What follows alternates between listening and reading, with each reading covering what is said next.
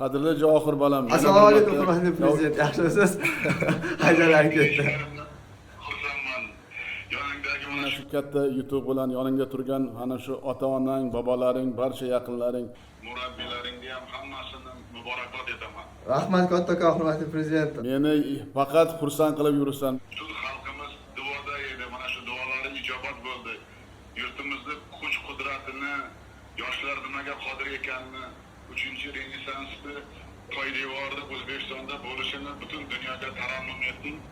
O'zbekiston shaxmat tarixida ilk bor Fidya nomzodlari turnirida muddatdan avval g'alaba qozonganing bu bilasanmi musobaqada biron marta mag'lubiyatga uchramaganing, bir qancha rekordlarni yangilaganing, 13 ta o'yinda 6 ta ishonchli g'alaba qozonganing bu Xorazmiy, Beruniy bobolarimizga munosib ish qilganing va Amir Temur bobomizni mana shu yubiley kunlarida bu ishni qilganing juda xalqimiz xursand.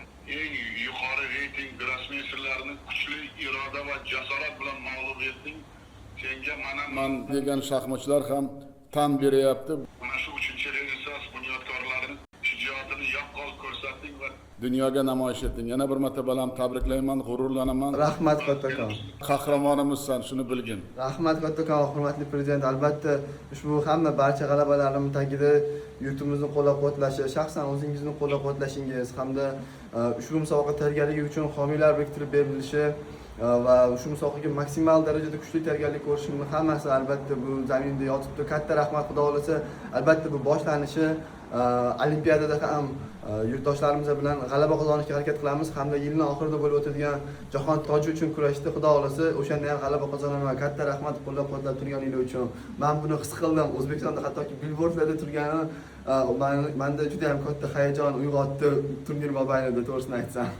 Har safar aytgan gapingiz ustidan chiqayapsan. Shuning uchun yil oxirida nasib bo'lsa jahon tojini ham vatanimizga va'da bergandek albatta olib kelasan, bunga men ishonaman. Rahmat kattakon. Ilohim ishonchingiz uchun rahmat. Ilohim bu yo'lda senga omad va zafarlar har vaqt tilayman. Doimo sog'-omon bo'ling bolam. Yurtimizda seni intiqlik bilan kutib qolamiz. Rahmat kattakon. Sog' bo'ling hurmatli prezident. Ishonch uchun katta yana bir bor rahmat. hammaga bobolarga Murabbiylarga mendan yana bir marta salom deb qo'ygin. Sog' bo'ladi. Rahmat kattakon. Sog' bo'ling, ko'rishgancha omon bo'l bolam.